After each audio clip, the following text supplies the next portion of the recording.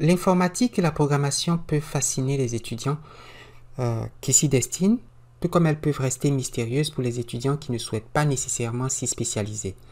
Quoi qu'il en soit, je pense, et nous sommes nombreux à le penser, que c'est une discipline qui doit être considérée comme un outil indispensable à tous les étudiants et étudiantes qui se destinent à une carrière scientifique. L'objectif ici est de montrer ce que l'on peut demander à une machine, à un ordinateur. Je cherche à présenter des méthodes qui permettent d'aborder un problème de mathématiques, de le formaliser et ensuite de le résoudre par la programmation. Alors, j'ai choisi le langage Scheme, qui est ce qu'on appelle un langage de programmation fonctionnelle, au sens purement mathématique du mot. C'est un langage qui est disponible sur beaucoup d'environnements informatiques, il est gratuit et sa syntaxe est très simple. La programmation est un art, c'est ce qu'on nous disait quand on était jeune, mais n'est pas artiste qui veut. Et puisque le langage est la matière avec laquelle le programmeur doit composer et construire pièce par pièce son programme, son œuvre, comme le peintre avec sa couleur, le programmeur doit se battre avec cette matière pour exprimer avec elle. Nous voulons écrire une procédure pour calculer la distance entre deux points, ce qu'on appelle dans l'usage courant la distance euclidienne. Vous avez deux points de coordonnées, x0, y0, x1, y1. La distance entre ces deux points se calcule comme la racine carrée de x1 moins x0 au carré plus y1 moins y0 au carré. Bien, nous allons faire appel à des fonctions locales pour calculer les différences entre les longueurs. Alors, je vais appeler distance la fonction qui prend en argument x0, y0, x1 et y1. On va introduire une fonction locale qui prend une variable x et en ressort l'écart entre x et x0. Donc, define, alors je vais l'appeler delta x, la fonction locale dont l'argument est x, et qui retourne x moins x0. Donc, moins x, x0, je ferme la parenthèse et je ferme la parenthèse. Je vais faire de même et définir la fonction delta y, dont l'argument est y et qui retourne y moins y0.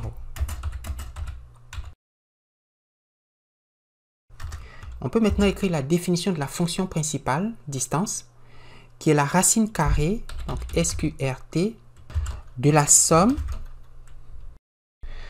entre parenthèses. Alors, je fais le carré, donc j'ai une fonction qui s'appelle carré, et qui va faire delta x, x1. Donc, on va faire x1 moins x0 élevé au carré, ou x1 moins x0 fois x1 moins x0. Je ferme la parenthèse. Et je fais aussi le carré de y1 moins y0, et c'est-à-dire de delta y évalué en y1. Je ferme la parenthèse, je ferme la parenthèse, je ferme la parenthèse, je ferme la parenthèse et je ferme la parenthèse. Alors, je ne suis pas sûr. Alors, si je fais le carré de 3, ok, donc on va définir carré de x comme x fois x. Donc, si je fais le carré de 3, c'est 9. Le carré de 4, c'est 16. Et on peut maintenant calculer la distance entre les points de coordonnées 1, 2. Donc, x0 vaut 1, y0 vaut 2. Et x1 vaut 4, y1 vaut 6. La distance entre ces deux points vaut 5. Quelle est la distance entre les points de coordonnées moins 3, 7 et 1,5, 6,9? C'est le deuxième point. Et cette distance vaut 4,5. Alors, considérons la fonction f suivante qui prend pour argument deux fonctions monadiques qu'on va noter g et h, et pour une valeur x donnée retourne une combinaison des fonctions g et h. Alors, on peut l'écrire comme suit. Define. Alors, je vais l'appeler f, dont les inputs sont g et h. Et donc, on donne comme entrée à la fonction f les fonctions g et h. Et il faut définir l'expression de f de x. J'appelle le constructeur de procédure lambda. Mettons la somme de g de x et h de x. Donc, plus parenthèse gx, parenthèse hx. Je ferme la parenthèse, je ferme la parenthèse et je ferme la parenthèse. Prenons la fonction g comme le cosinus et la fonction h comme le sinus et évaluons f de 3. Alors f de 3, c'est cosinus de 3 plus sinus de 3. J'aurai parenthèse, parenthèse f, espace, cosinus, sinus. Je ferme la parenthèse. Donc g est le cosinus et h est le sinus. Et x vaut 3. Ce qui vaut moins 0,8488. Alors, évaluons f de 3 pour les fonctions g et h suivantes. Donc, je prends la fonction g comme la racine carrée et la fonction h comme l'exponentielle. De sorte que f de 3, c'est la racine carrée de 3 plus l'exponentielle de 3. Ce qui vaut 21,81, 75, 87, etc. Alors, considérons maintenant la fonction f définie par f de x égale à g de x plus h de x divisé par g de x moins h de x.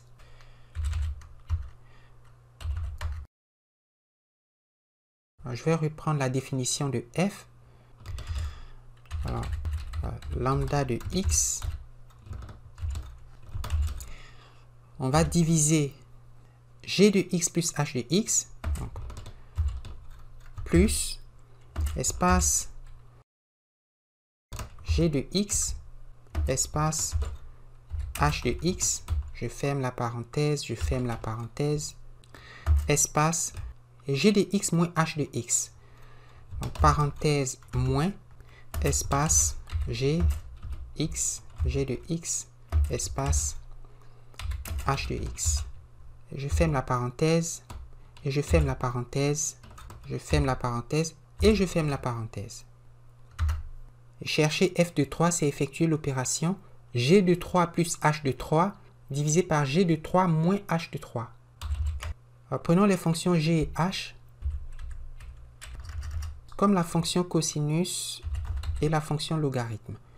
Donc g est la fonction cosinus et h la fonction logarithme. On calcule donc cosinus de 3 plus logarithme de 3 divisé par cosinus de 3 moins logarithme de 3. Équivaut moins 0,052.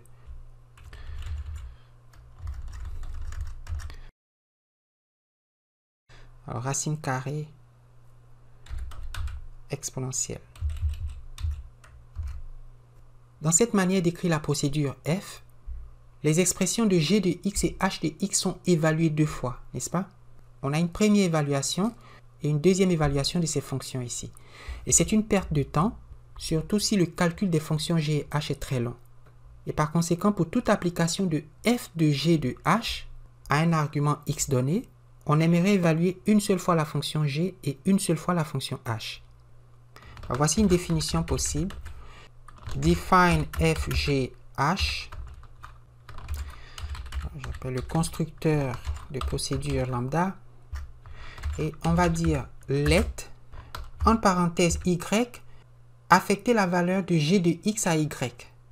Donc y vaut parenthèse g de x. Et on va affecter à z la valeur de h de x. Alors je ferme la parenthèse du constructeur lambda. Et il faut ensuite définir l'expression de f qui vaut g de x plus h de x divisé par g de x moins h de x.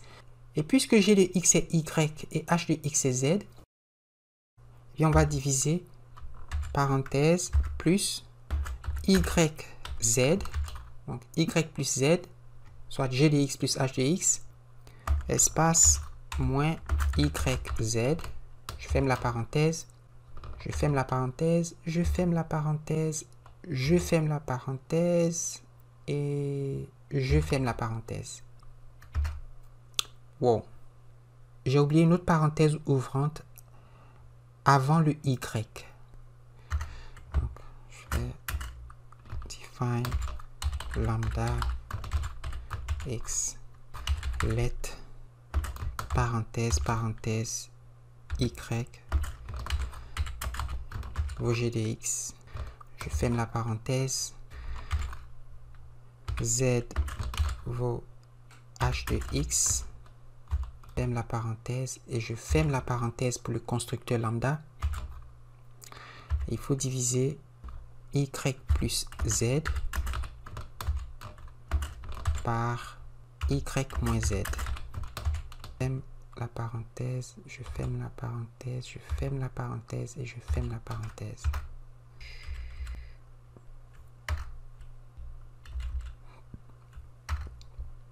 Je m'étais mélangé dans mes parenthèses.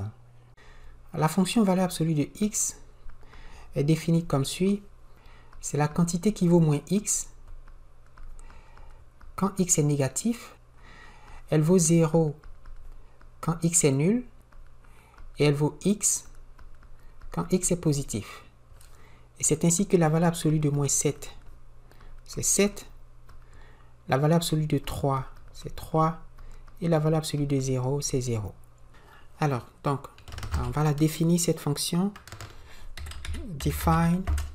Alors, j'ouvre une parenthèse et j'appelle la fonction valeur absolue. Donc, c'est le nom de la fonction. Avec l'argument x, je ferme la parenthèse.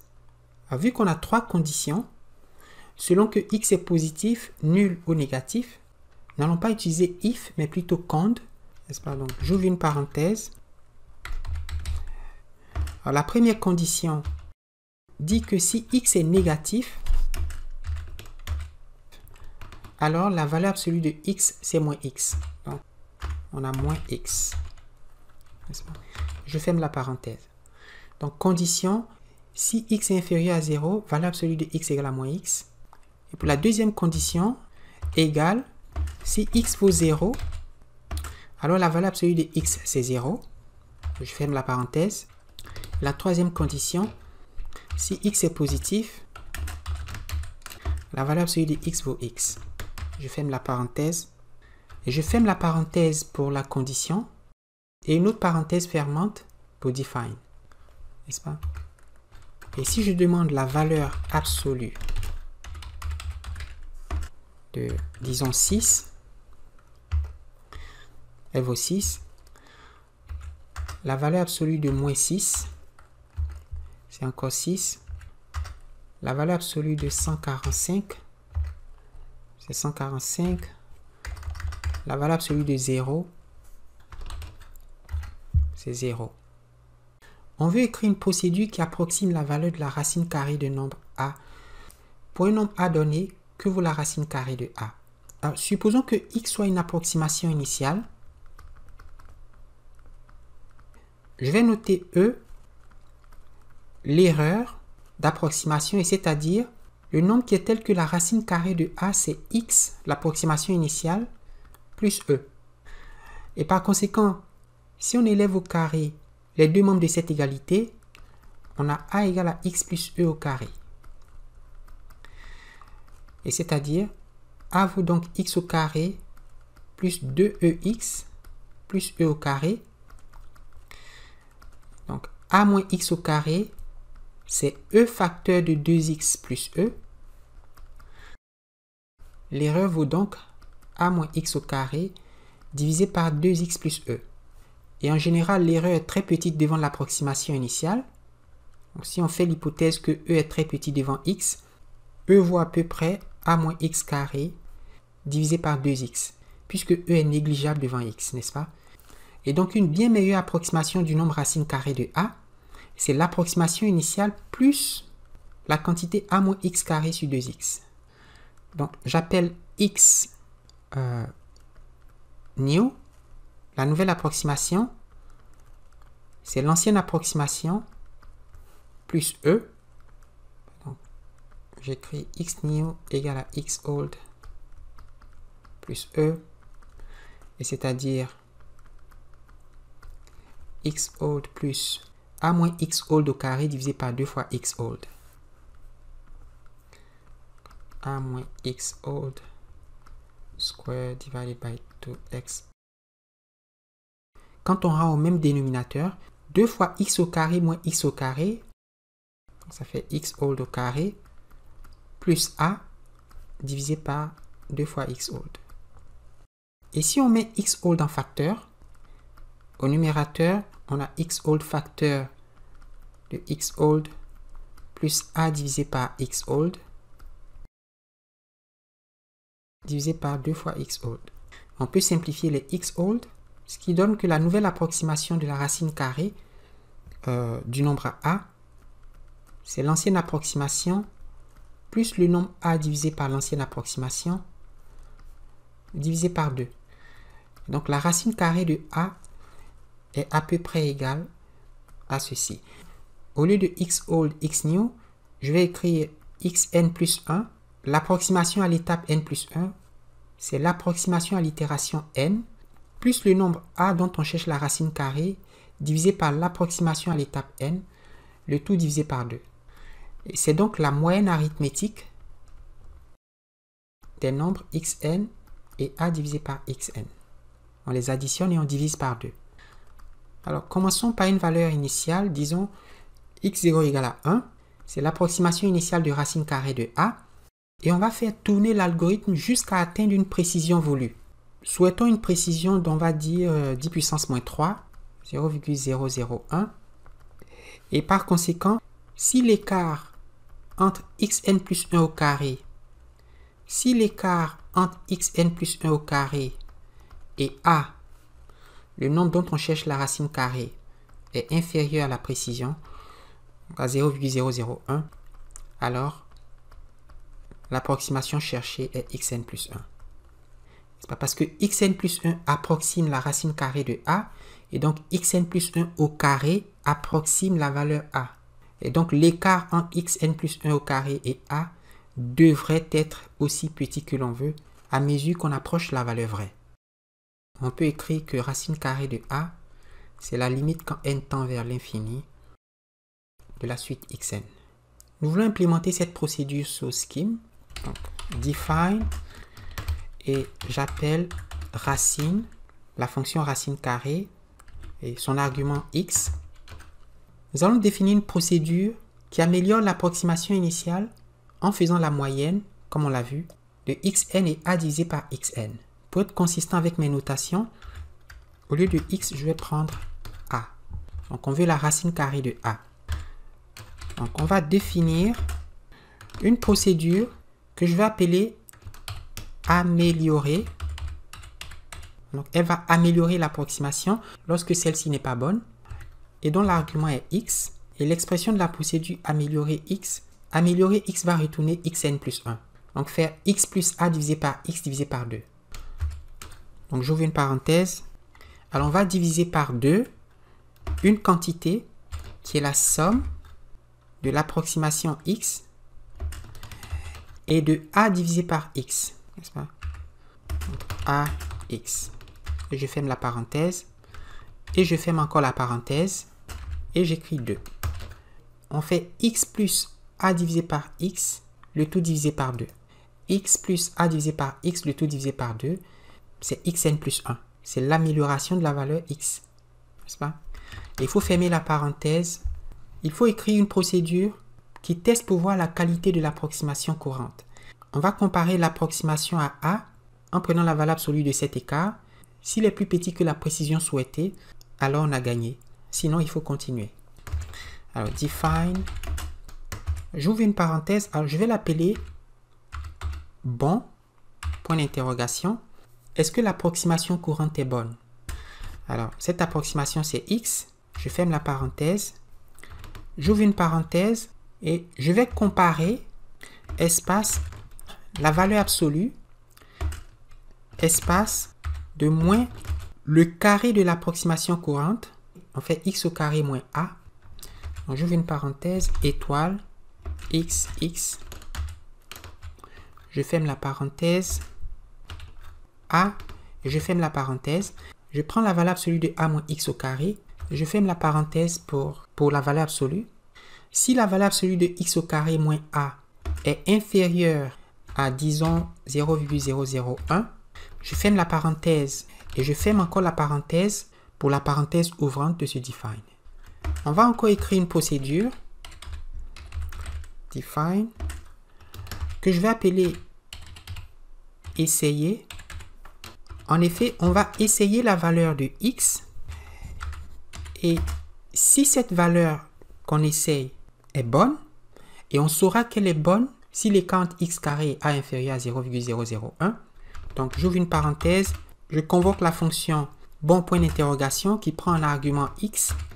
Je dis si la valeur essayée pour la racine carrée de a est bonne, alors je retourne cette valeur. Sinon, je vais essayer la valeur améliorée de x. Et cette amélioration est la moyenne de x et a sur x. Donc si je fais x plus a sur x divisé par 2, j'obtiens une approximation bien meilleure que x. Donc j'écris améliorer, qu'on a ici défini.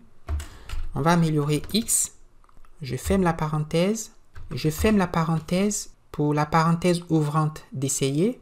Et je ferme encore la parenthèse pour le if.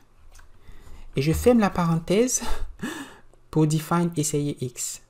Et il faut bien essayer une valeur. Nous allons essayer la valeur x égale à 1. C'est l'approximation initiale. Donc j'écris essayer 1. Je ferme la parenthèse